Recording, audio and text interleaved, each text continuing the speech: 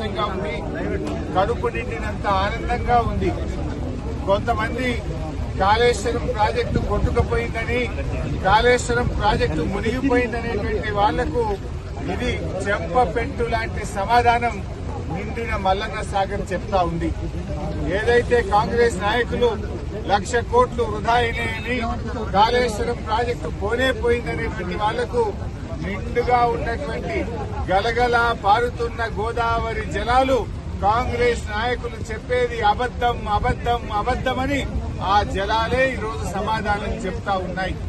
నేను అడుగుతా ఉన్న కాంగ్రెస్ పార్టీ నాయకులను, ఇలా కాళేశ్వరం కొట్టుకపోతే ఈ మల్లన్న సాగర్ లో 21 టీఎంసీల నీళ్లు ఎక్కడి నుంచి వచ్చాయి అని నేను అడుగుతా ఉన్నా. ఇవాళ ఎల్లంపల్లి నుంచి, లక్ష్మీ బ్యారేజీ నుంచి మన అన్న